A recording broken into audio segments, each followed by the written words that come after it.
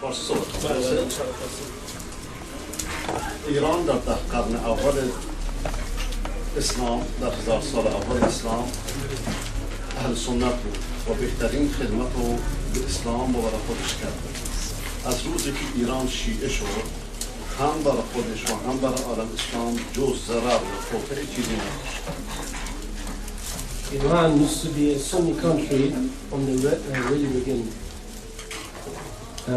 Till the 10th century, Iran used to be a Sunni country. It means Iran is only Sunni Shia, majority Shia, for 500 years. And during the time when Iran used to be a Sunni country, the services it did to Islam was one of the greatest.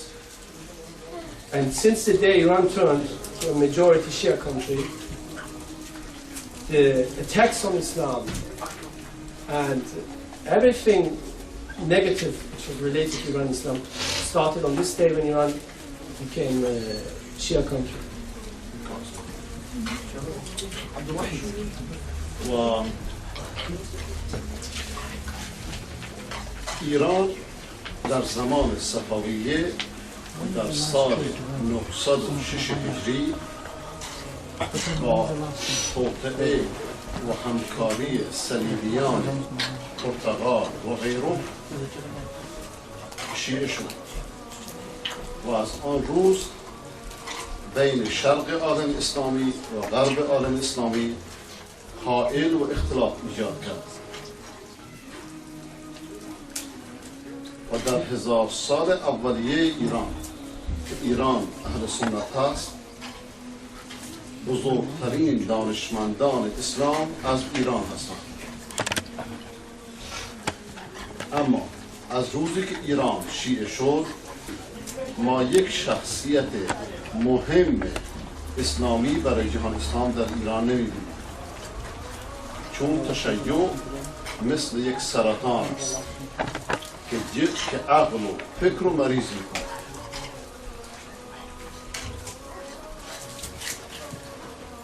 Iran turned into a Shia country in the year of 906 during the reign of the Safawiya. Safawiya were a Turkish Azeri dynasty, and they turned Iran with the help of the Crusaders, the Portuguese Crusaders and others, to a Shia country. Basically, they slaughtered all of the people in Iran and forced them to become Shia. And the Sheikh again mentioned that in the beginning of the history of the Islamic history of Iran, Iran produced one of the biggest and most important Sunni scholars. Tirmizi is Iranian Persian, and Nisai is Iranian Persian. I'm adding it to what he said. Bukhari is Iranian Persian. Qazwini, all of these Hasita are Persians, are Iranians. All are Ajam. And he said that in the year of 906, the Safawiya, with the help of the Crusaders, turned Iran into a Shia country. And from this day, Iran started a fitna between East and West. And I mentioned you the scholars Iran produced as a Sunni country, but as a Shia country, there's not one reliable, important person Iran produced, except all those people, all those shuyukh, some of them who are Persian, like Khomeini, who all they done was nothing but collect kufriyat and shirkiyat. Sabu Sahaba, and if you read Al-Kafi, just the title, the Bab, knowledge of the unseen of the Iman, all this.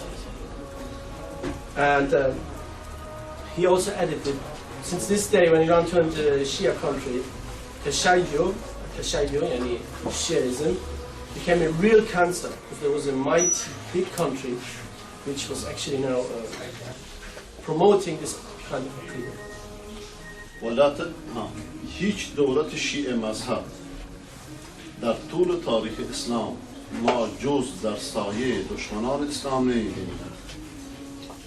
دولت فاطمیه با صلیبیان، دولت صفویه با صلیبیان، بغداد به وسیله شیعه در زمان تاتار و مغول، و الان همین حادثه تکرار میشه. الان یعنی اینو میخوام بگم که در طول تاریخ ما یک دولت شیعه مذهب جز در سایه دشمنان اسلام نمی‌بینیم. در طول تاریخ اسلام جز در سایه دشمنان اسلام دولت شیعی نمیبینیم. الان این تجربه تکرار میشه. الان که مسلمان ها ضعیفن اینو بنویسید. الان که مسلمان ها ضعیفن دوباره دولت شیعه سر بلند کرده. یعنی اینکه تشیع هم انظر عقیده و هم انظر سیاست پیرو دشمنان اسلام. The Sheikh said there had not been one Shia country government in the entire history of Islam, in their own history, hasn't been allied to the kuffar, like the Fatimiyya in Egypt. When you remember the Fatimiyya, Salahuddin al-Ayyubi, rahimahullah, who fought against the Salibiyya, and he crushed them finally, alhamdulillah. They worked with the Crusaders. After them, the Safawiya, they worked with the Crusaders too. And if you look now, currently, subhanAllah, when you remember, just adding to the Sheikh, this Maliki, the president of Iraq. Iraq is currently a Shia country, Shia government, approved by Sistani. Maliki is a Shia. How he defended Bush when the guy threw the shoes at him. So now, the history is repeating. They're allied to the Kuffar, they're allied to the Americans, the same ones who shouted death to America. And the Sheikh said one important thing. He said, whenever the Muslims come in weak in the history, whenever the Muslims, now currently in our situation, those people, those Rawafid, those Shia, they started to rise. Like they do now in Iran and Iraq. Now they become brave and starting to promote their Aqidah.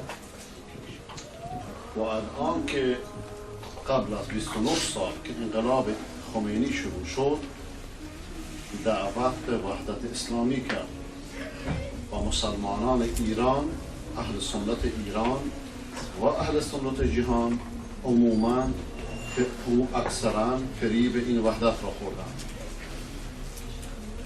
اما نتیجه این وحدت بعد از 29 سال قتل علمای اهل سنت، خراب کردن مساجدشون و کشتن سران و رهبران دینی و سیاسیشون در ایران است. He said it was the very same regime of Iran 30 years ago in Khomeini. Those people who promoted al-Wahda al-Islamiyya, unity between the Firaq, no Shia, no Sunni, we are all brothers, you know all these things. The same people who talked about Islam unity, and unfortunately the Sheikh even admits, the Sunnis in Iran, the Sunni people of Iran, and even some of our scholars, and the Sunnis in general in the world, Farid, what do you say, Farid, they were betrayed and they believed in these slogans of this Shia regime of Iran. But the result for us, especially for us Sunni Iranians in Iran, and our situation currently, I think most of you are not aware of it, was the destroying of our masajid, the killing of our scholars. Even they are killing so many scholars, for example, the last weeks, that we can't even bring them all up on our websites. They did this, they hang this, they shot him. So the Sheikh basically says the natija, the result of unity between Muslims and this call of them, calling to wahda, calling to unity, it's nothing but a lie. The reality is that they don't change the aqidah, and they killed our scholars and destroyed our masjid, and they still do it in Iran. و چیزی که باعث تأسفه اینه که هنوز بعد از 29 سال هنوز بعضی از احزاب اسلامی طرفدار این رژیم و طرفدار شیعه با وجودی که تجربه برای ما ثابت کرده که ایران انظر دینی و انظر سیاسی برای مسلمانان خطرش از اسرائیل بیشتره و من اینو تجربه کردم.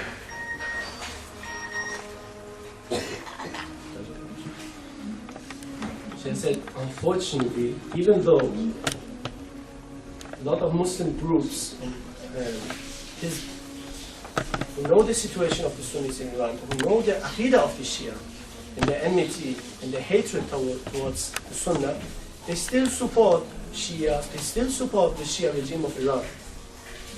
And the Sheikh said he himself was from a Sunni Iranian family. His brother was killed, was shot, his brother with 70 shots in Pakistan by the Iranian regime. Even though our Muslim brothers and some Islamic groups, they know the reality about the Shia and this government, they still support them. And the Sheikh himself, in his opinion, this government of Iran, which claims to be a Muslim government, is worse than the government of Israel. It's more dangerous than the government of Israel. It's basically Israel, they are open kufar, they declare we are kufar. We don't believe in what you believe. These people, they claim Islam. They claim even the love to Ahlul Bayt, radiallahu anhu. So, they claim the love to Ahlul Bayt, they claim Islam, and they kill the Muslims, for example in Iran. And unfortunately, he said, a lot of Islamic groups, don't want to mention any names, but they defend this country, and defend even the Shia as a whole, as a Aqidah, say they're Muslims, everything is fine. عنوان مثال الان تقریبا در دنیا 25,000 نفر همچنان که جزیره اعلام کرد از مسلمانان در زندان امریکاییان هستند. یک نفر شیعه نمیبینید. یک نفر. در این کشور در 10 سال اخیر من سراغ ندارم که از دعوتگران فعال مسلمان مثلا سیتیزنشیپ داده باشن. یک شیعه رو سراغ ندارم که رد کرده باشن. اینها رو مقایسه کنید با فحش‌هایی که شیعه به این دولت ها میده.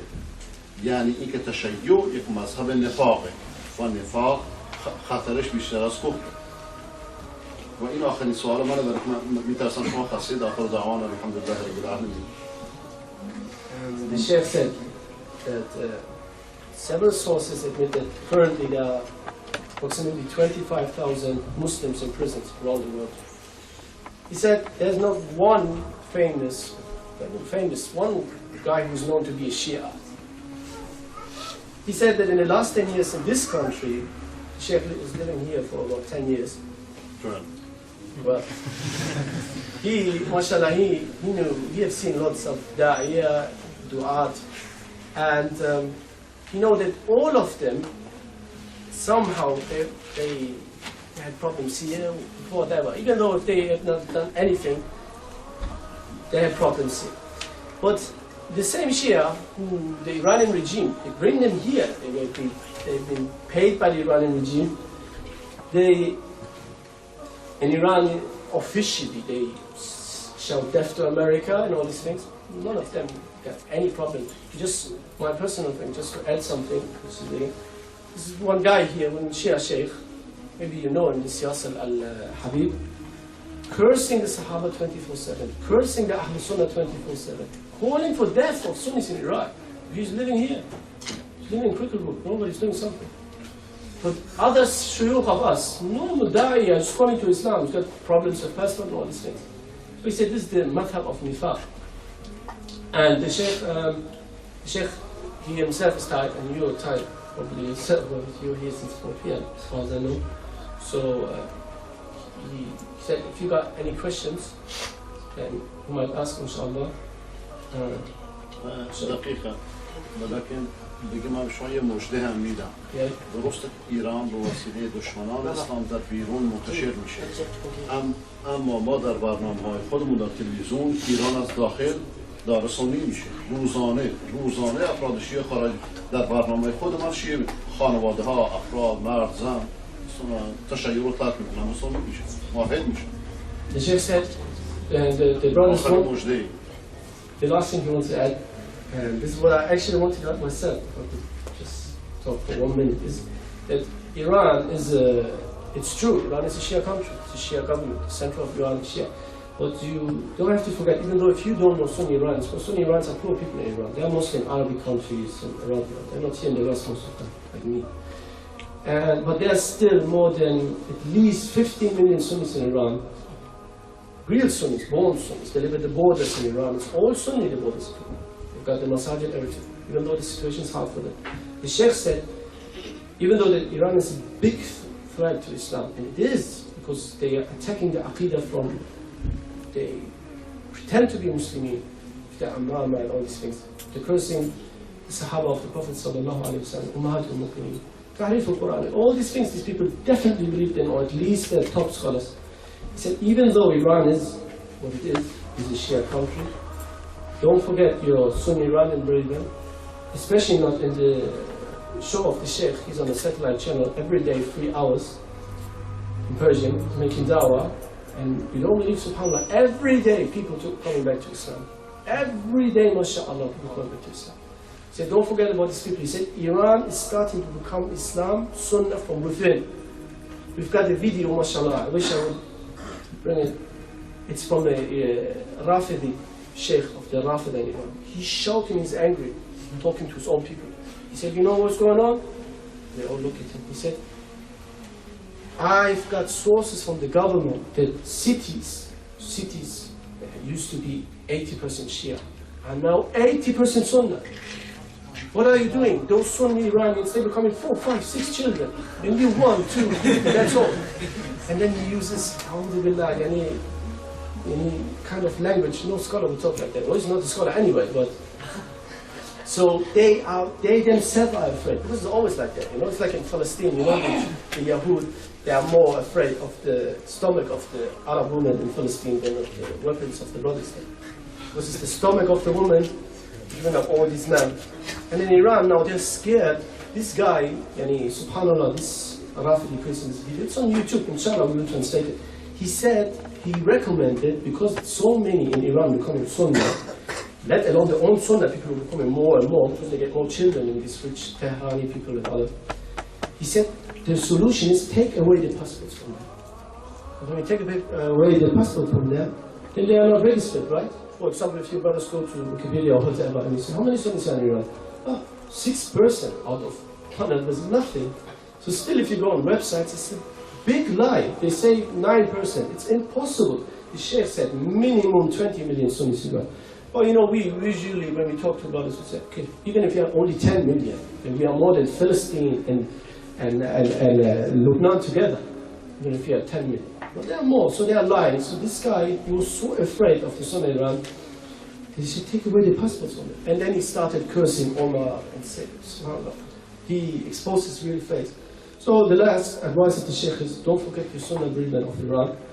The Sheikh is doing da'wah every day, mashallah, every day. And so many people, alhamdulillah, they're turning back, coming back to Islam, to Sunnah. They're calling him and they cry. And because the Sheikh, you know, he, subhanAllah, I see myself, I watch the show almost every day. He challenged each and every Shia priest on earth. Here in London, Iran, he said, come debate with me. He said, I will debate 10 of you, just me alone. 10 of you, not 1, 10, bring all of you. Ayatollah Makarama Shirazi, one of the biggest Ayatollahs of Iran at home. One of the biggest Ayatollahs. You know what they used to do, the Ayatollahs in Iran? They used to do something like that. After some time, they start to say, yeah, I want to debate some Sunni. We are on haq, yalla come. Just, you know, to make some show for their followers. So the followers say, so we are on haq, there's no Sunni here in home. You know, the Shia Central, Shia University for them in Iran. Then, for example, the Sheikh replied to them. He said, yeah, I'm ready.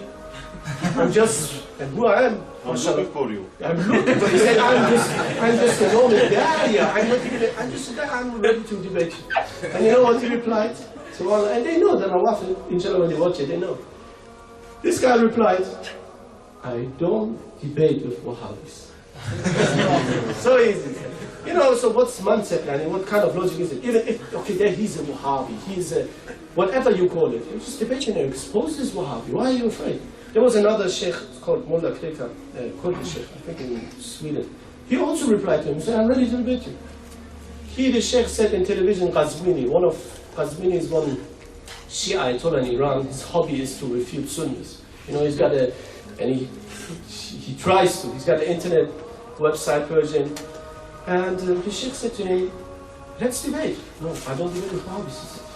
All of them, they run away, and the sheikhs, till today, I ask him, because I'm living here in London, okay, ask him if I find one of these Rafidi priests, can I bring him? And you will bring whoever you want. Inshallah, Allah is with us. Wow. And I'm ready, just bring them, but they're not men, because they're afraid.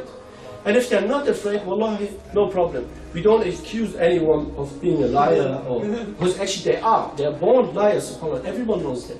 But even Husnul Dhan, even for a Rafidi, you say, okay, bring your sheikh, and the sheikh is ready. He's got his own satellite channel. We connected with the internet. We don't know how it goes, but the sheikh, mashallah, is better means. We connected everything, and then it's a live debate.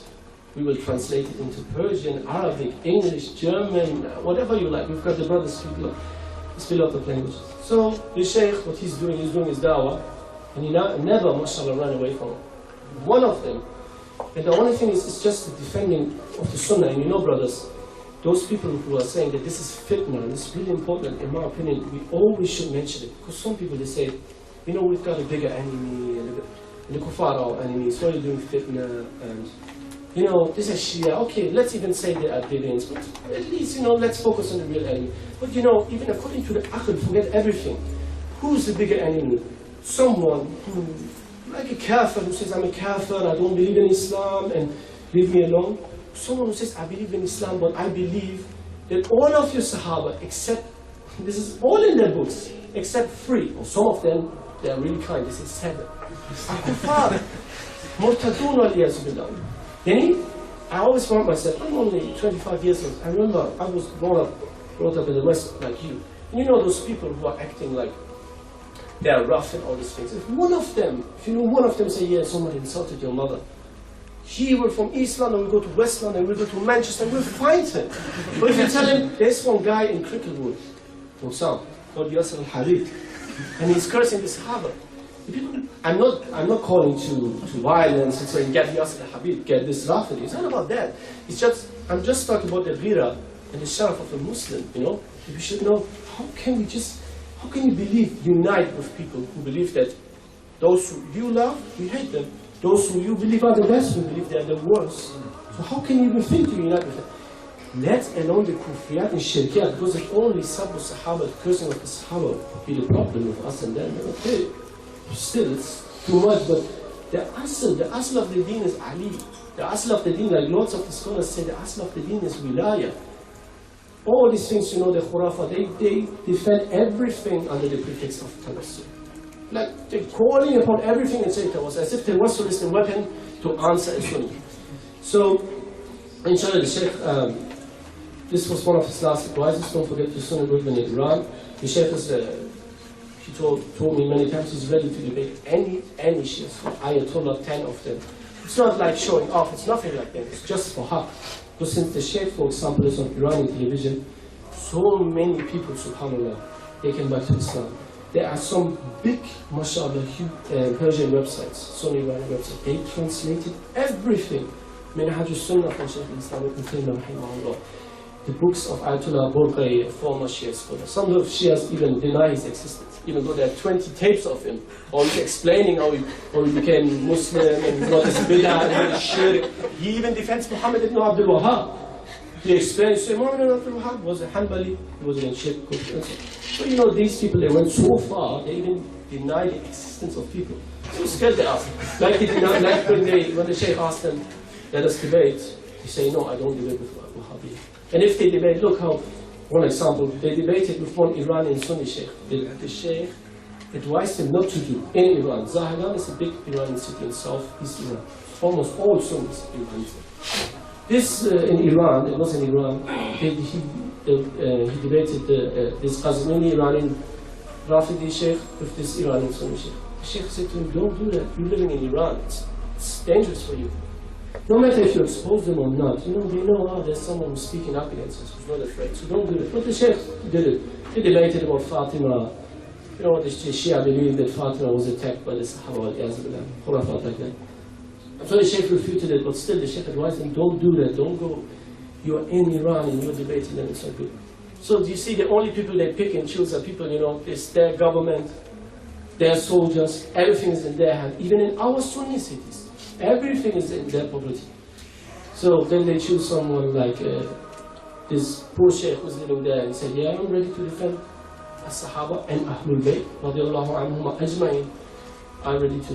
But you know, like someone who's here, who's known, who speaks, mashallah, 3 languages, who debated the big ones on Mustaqillah. Mustaqillah, there was Al-Qurani, you know, he's one of the, according to them, best Arabic debaters. I think he's Lebanese, Lebanese or something. So you build people like him, and you ask them, let us debate. Today, no one of them showed up. But if they do, inshallah, no problem. It will be for our benefit and your benefit, inshallah, we'll translate it. And then we'll see. Because al-haq is clear and al-batil is clear. It's not about, in debates, it's not about winning and losing. It's about when people come up with lies and shubuhat. And this is what I want to mention. This is one of my last points. is that we always have to tell our Muslim brothers, sisters, that it is wajib upon us, it's fard kifaya. And you know, fard kifaya means it's fard for a certain group amongst the Muslims to refute the people of the bid'ah, refute the people of the falsehood. Like Shaykh al-Islam said in Majmu' al-Fatawa that it was said to Ahmad ibn Hanbal, who is more beloved to you, somebody who is praying, fasting, and all these things. And Ahmad ibn Hanbal, rahimahullah, he replied that the one who is fasting, the one who is praying, he's doing it for his own good, for his own benefit. But the one who is exposing the people of the bid'ah, who is refuting their batil, he is doing it for the benefit of the ummah. So that's why it's really important. It's not like saying, yeah, can't forget about everything, no ikhtilaf, we are all Muslims. It's not about we are all Muslims. If there are people who are attacking the Aqidah and attacking Aqidah, TOWHEED, wa Sunnah, it's wajib upon a certain group amongst the Muslims, and the Shaykh, mashallah, belongs to them, to refute and expose it. Yeah. Just, you know, obviously, as Sunnis Muslims, for Sunnah Islam, for authentic Islam, the core concept of our religion is Tawheed, which Allah mentions in every single page of the Quran. With the Shia Rawafidh, their main concept is Imama. Yeah, al-Wilaya. Can you ask the Sheikh to maybe explain to us the concept of Wilaya and how to refute the concept of Wilaya, just using the Quran, basically, you know, just using the Quran. To refute the concept of Wilaya in one sentence, like something like that? We'll just get what is it and how do you refute it? Okay. Sheikh, میگن که اصل دین اسلام توحید و اصل دین رافضه شرک ولایت امامت اصل دینشون ولایت و امامت امامت ابن سلام میگن که شما میتونید توضیح بدید که این ولایت امامت اینها چیست و چجوری میشه رد کرد؟ امامت در مقابل نبوت پیدا شده. من چون نمیخوام وقت شما رو زیاد بگیرم، اینا مسئله طولانیه. برای اینکه نبوت را ریشه کن بکنن، در مقابل نبوت 12 تا امام درست کردن که این امامت از نبوت بالاتره. یعنی در واقع یک شیعه ختم نبوت را قبول نداره، ولی چون در دینش دروغ و تغییر جایزه، تغییر میکنه. خلاصه جدا. He said, basically, even though they deny it, of course, they say our imama is not like the prophets being continued, and after the Prophet Muhammad is another one, sallallahu alayhi wa sallam. They say, you know what they say? They say there's the prophethood, Muhammad sallallahu alayhi wa sallam is the seal of the prophet, but they're the imams, those who guide us. The Sheikh said, but it's just a claim. The reality is that their imams, and today all the Shias, they have to agree, because alhamdulillah, for internet, everything they can't deny, because everything is exposed. In the past, they used to be done. For them, the Imam, the 12 Imams, are superior to all the prophets, except Muhammad. So, the 5th Imam, Al-Baqir, is higher than the mighty prophet of Allah subhanahu wa ta'ala, Isa, ibn Maryam alayhi salam. The 5th Imam. The 6th Imam, the 7th Imam, who were, all, by the way, all righteous people from Ahlus-Sunnah wal Jama'ah. We love them for the sake of Allah. They were kibarul ulama, big ulama of the Sunnah. So the Sheikh said that this Imam of the Rafidah is in reality an nubuwwah. This is prophethood. They deny it, of course they say it's something separated, but it's the same. And even worse in the sense that they believe that their Imams are better than the prophets, except Muhammad sallallahu alaihi wasallam. He said that this is a long topic, inshallah in the future we will talk about it and refute it point by point. And basically to say the concept of this Imam as from Ibn Saba al-Yahudi can be proven by our books and their books easily, inshallah. And it's khurafa, it's superstition. They through this concept, they fall into shirk and kufriyat, like the scholars, one of the famous scholars, an Egyptian, what is it called, Hassan Shahata, said in a video, subhanAllah, they are not ashamed anymore. He said, in our Imams, there's, you know, توحید و ربوبیه uluhiyya wa Islam is sifat. He said in our Imams, they've got everything except rububiyyah. So uluhiyya, they've got uluhiyya, that's why they call upon them. So these things you can, inshallah, we will translate these things in the future to prove our point.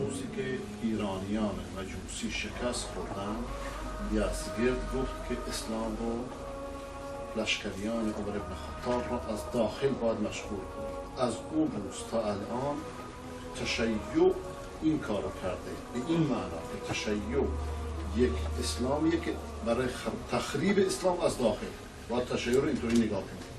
کل اصول و فروع تشیع درست شده برای هدم اسلام از داخل. He said, when you know the Sirah, when the Yazdagar, he was the king, not Kisra, but one of the later kings, in the time of Umar ibn Khattab, when Yazdagar in the army of Persia, Qadisiyah and all these battles, when the Muslimun, when they crushed the army of the Persian Majus, Zoroastrians, Yazdagar in their own book said that to his own soldiers, keep fighting Islam and destroying Islam from within.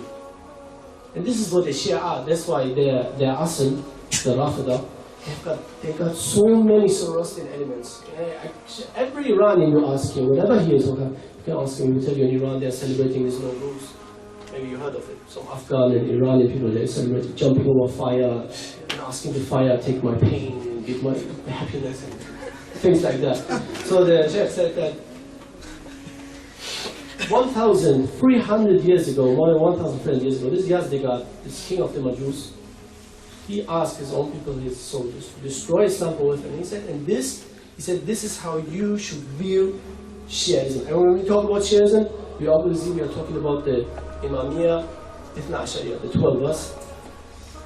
Because he said those people, the Shia, the 12 of us, they are the same Majus, destroying Islam from within by claiming Islam, by introducing Zoroastrian and Jewish and Christian elements in the deen.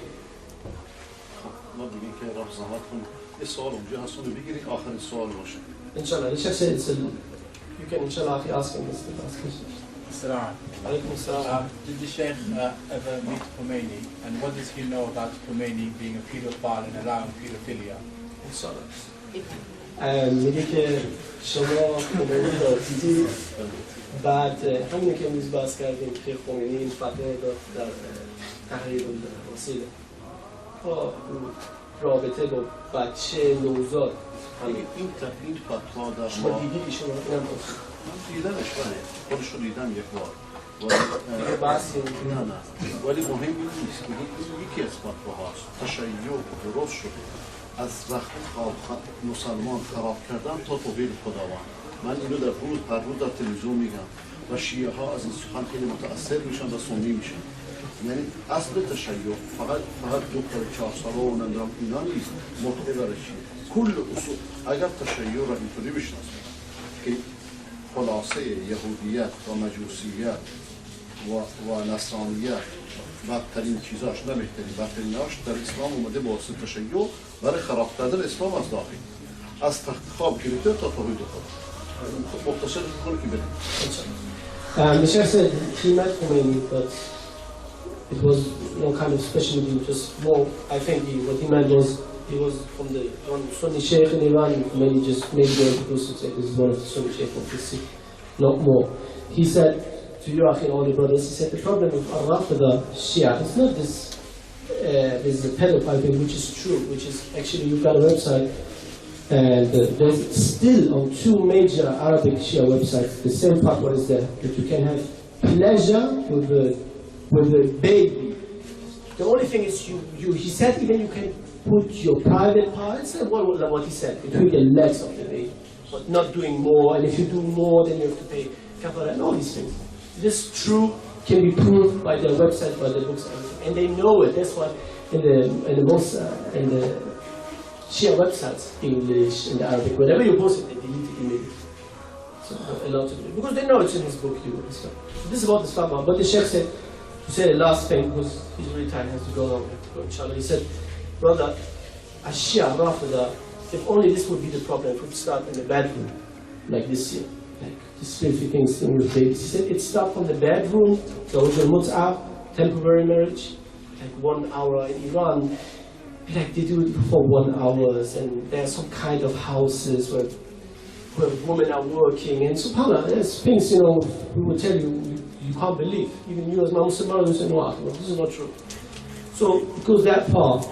He said if the problem and the root of evil in Shiism will only be this background thing and this filth, like this fatwa of the baby. Said it starts from the bedroom and goes to everything. Said the scholars, they say that Shiism, he said in Arabic or something, she said, took the worst from Christianity, Judaism, and Mujusism. Not the good parts, because some of this religion have got some good things at least. But they took the worst of it. And the worst of everything, Christianity, because even the Christians, no religion on earth has got temporary marriage. It's interesting, and not one of the Shia sects in the world has got temporary marriage. Even the Zaydiyah in Yemen, they don't do mut'ah. They don't curse the Sahaba, even though they are ghulat in the sense of exaggerating with the Ahlul Bayt.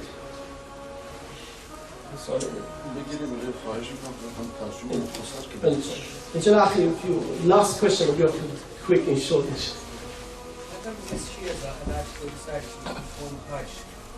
How what? How come these Shias are allowed to perform Hajj then?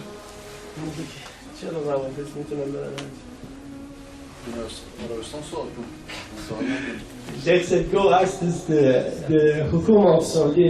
You have to ask this the Saudi government. Akhi, if you ask such a question, you have to ask why the Qadianis then. من جواب دیگه دارم اون که اهل سنت و جماعت این دلیل صدر اهل سنت برای اینکه مثل روافض و مثل خوارج همه تکفیر نمیکنن.